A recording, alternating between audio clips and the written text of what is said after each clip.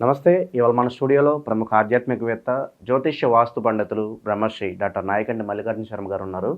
మార్చి నెలలో వృశ్చిక రాశి వారికి ఎలాంటి ఫలితాలు ఉండబోతున్నాయో గురుగారి మాటలను తెలుసుకుందాం. గురుగారు నమస్కారం అండి. గురుగారు, మార్చి నెలలో వృశ్చిక రాశి వారికి ఎలాంటి ఫలితాలు ఉండబోతున్నాయి? ఓం శ్రీ గురుభ్యో నమః. వృశ్చిక రాశి వాళ్ళకి మార్చి నెలలో ఏ విధంగా ఉండబోతుందో తెలుసుకునే ముందు ఆయా గ్రహాలు ఏ రాశుల్లో సంచరిస్తున్నాయో ముందుగా తెలుసుకోవాలి.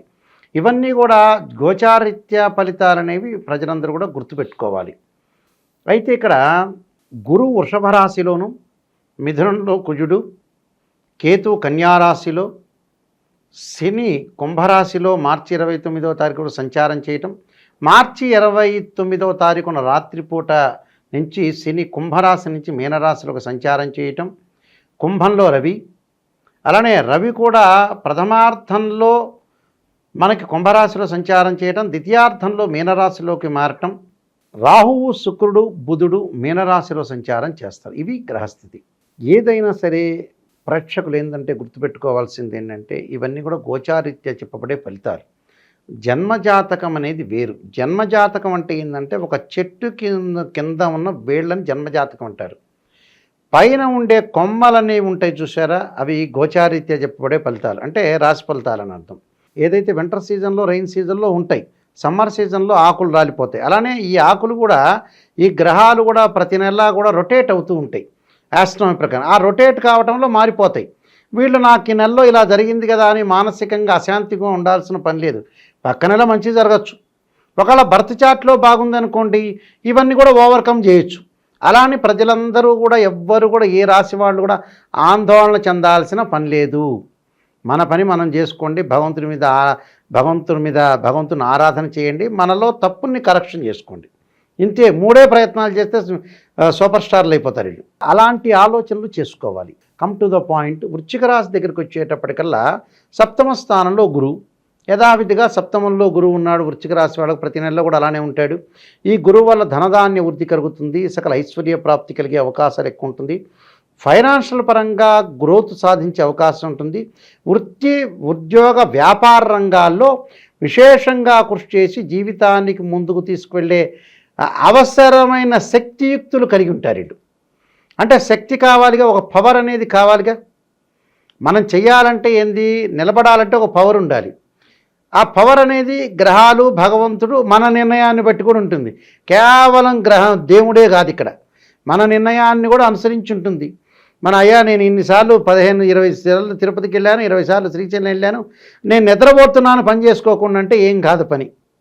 నువ్వు తిరుపతికి వెళ్ళినా, శ్రీశైలంకి వెళ్ళినా, ఏది వెళ్ళినా నీలోల తప్పుల్ని, నీ కరెక్షన్ని ఎంచుకొని ముందుకు వెళ్ళాలి. అంటే ప్రణాళికాబద్ధంగా వెళ్ళాలి, రూపొందించుకోవాలి. కొన్ని జీవితంలో మార్పులు చేసుకొని ముందుకెళ్తే మనకి పర్ఫెక్ట్ రిజల్ట్స్ వచ్చే అవకాశాలు డెఫినెట్లీ ఉంటుంది. అంటే మనం గుర్తించుకోవాలి. మనం ఎవరో గుర్తించడం కాదు, మనం రికగ్నైజ్ చేసుకోవాలి. మనం లైఫ్ని ఎన్హాన్స్ చేసుకోవాలి.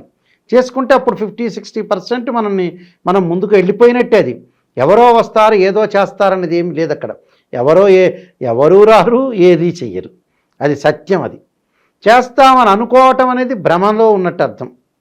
అందువల్ల ఈ రాశి వాళ్ళకి సప్తమంలో గురువు వల్ల ఆకర్షణీయమైన జీవితం, అంటే శాలరీస్ బాగా పెరిగే అవకాశాలు ఎక్కువ ఉంటాయి. దాంతోపాటు ఆకస్మికంగా కొంత లాభం కలగటం, ప్రొజెన్సీ అంటే ఏదైతే ఇన్ఫెర్టిలిటీ ఇష్యూస్ ఉంటాయో సంతానం కలిగే అవకాశం అనేది ఒకటి ఉంటుంది. ఎందుకంటే స్త్రీలకి సంతానం అనేది గొప్ప వరం. అందువల్ల సంతానం సంపత్ప్రదం అంటారు. అంటే సంతానం అనేది పూర్వం రోజుల్లో మీకు పెళ్ళయిందా, పిల్లలు ఎంతమంది అడిగేవాళ్ళు. ఇప్పుడు మీకు డబ్బులున్నాయా, ఎన్ని బిల్డింగ్స్ ఉన్నాయి, ఎక్కడెక్కడ ఉన్నా, హైదరాబాద్లో ఉందా, గుంటూరులో ఉందా, రాజమండ్రిలో ఉందా, ఇలా అడగటం ఎక్కువగా ఉంటారు. అందువల్ల సంతానం అనేది చాలా ఇంపార్టెంట్. ఎందుకంటే మనం ఎంత సంపాదించినా నెక్స్ట్ జనరేషన్ అనేది నెససరీ నీడ్. కాబట్టి సంతానం కలిగే అవకాశం ఎక్కువగా ఉండటం ఒకటి.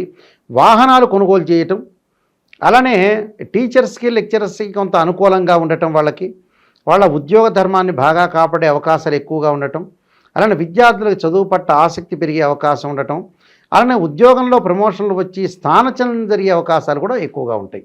అంటే పంచమ స్థానంలో రాహు స్థానచలనాన్ని తీసుకొస్తాడు. అలానే పంచమ స్థానంలో శుక్రుడు మంచి ప్రయత్నాలను సఫలీకృతం చేస్తాడు.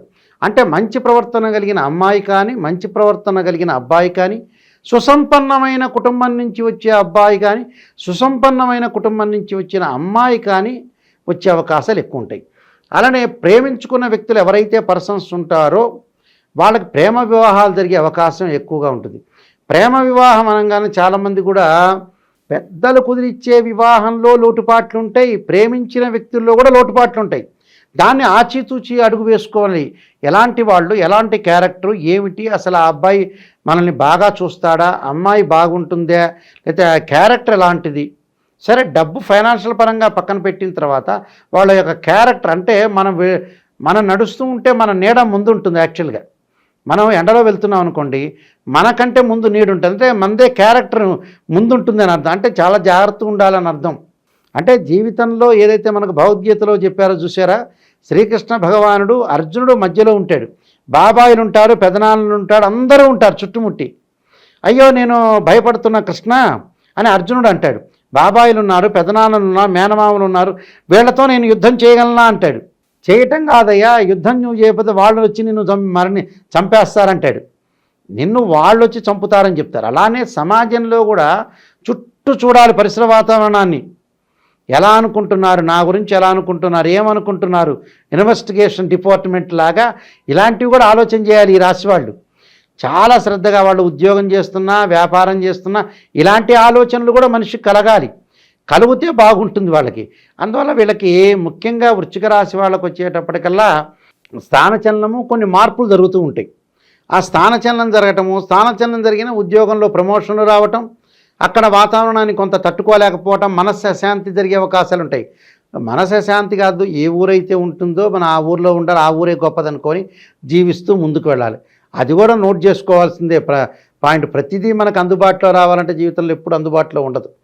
అందుబాటులో తెచ్చుకోవటానికి ఇదే మన జీవితంలో బాగుందని అందుబాటులో తెచ్చుకునేటట్టుగా ప్రవర్తన చేసి క్యారెక్టర్ మార్చుకోవాలి.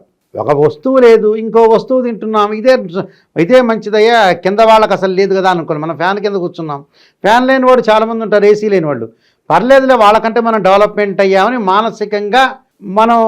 మానసికంగా అనుకోని ముందుకెళ్తే జీవితం అనేది ధన్యమైపోతుంది. అలానే మిగతా గ్రహాలను మనం చూసుకునేటట్టయితే చతుర్థ పంచమాల్లో రవి యొక్క సంచారం ఉద్యోగపరంగా మటుకు కొద్దిగా ఇబ్బందులు కలిగే అవకాశం ఒకటి ఉంటుంది. తోటి సహచరులతోటి, తోటి మిత్రులతోటి, బంధువులతోటి కూడా కొంత సహనంగా ప్రవర్తించి ముందుకెళ్ళటం అనేది చాలా ముఖ్యమైన విషయం. తర్వాత వీళ్ళకి కుజుడి యొక్క సంచారం. అంటే ఏమిటి కుజుడి యొక్క సంచారం అంటే, ఇక్కడ 7వ స్థానంలో సప్తమంలో గురువు ఉన్నాడు, బాగున్నాడు. అష్టమ స్థానంలో కుజుడి యొక్క సంచారం వల్ల వివాదాలు లేకుండా బతకాలి. అంటే వాళ్ళకి మార్చి నెలలో ఏదో రకమైన వివాదం కలుగుతుంది. వీళ్ళు వివాదం పెట్టకపోయినా వెళ్ళేవాడు వివాదాన్ని చేసే అవకాశాలు ఎక్కువ ఉంటాయి. అంటే లేనిపోని తగాదలు. అంటే మనం కల్పించుకోక్కర్లేదు, కల్పించుకోకపోయినా ఆటోమేటిక్గా కలికాలంలో వస్తాయి. నువ్వు నేను మంచివాడినయ్యా, నేను చాలా నిష్ణాతుడిని, చాలా మంచివాడిని అని చెప్పినా ఎదుటివాడు వచ్చి మన మీద పడే అవకాశాలు ఎక్కువ ఉంటాయి.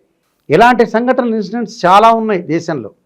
అందువల్ల ప్రతిదాన్ని కూడా మనం జాగ్రత్తగా ఆలోచన చేసి ముందుకెళ్ళి, భూ వివాదాలు కానీ, భూ సమస్యలు కానీ, తర్వాత ఆరోగ్యపరంగా ఇబ్బందులు కలగకుండా వాహనాల మీద వెళ్ళేటప్పుడు కూడా బహుజాగ్రత్తగా ఉండి ముందుకు వెళ్ళాలి. అలానే 11వ స్థానంలో కేతు వల్ల ముఖ్యంగా ఏంటంటే జ్ఞానం పెరగటం, ఆలోచనలు పెరగటం, ప్రణాళికాబద్ధంగా జీవితాన్ని నడపాలి, 2-3 విధాలుగా నేను డబ్బు సంపాదించాలి, 2-3 వృత్తుల్లో ఉండాలి అనే ఆలోచనలు బాగా పెరిగే అవకాశాలు ఎక్కువ ఉంటాయి.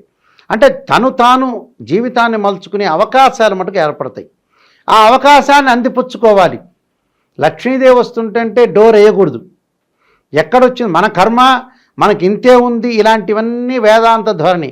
కర్మ కాదు, ఆ కర్మను మనం అలా తిప్పుకోవాలన్నదే శ్రద్ధగా తిప్పుకొని ముందుకు వెళ్ళాలి. అలా వెడితే మనకు మంచి జరిగే అవకాశం ఖచ్చితంగా ఉంటుంది.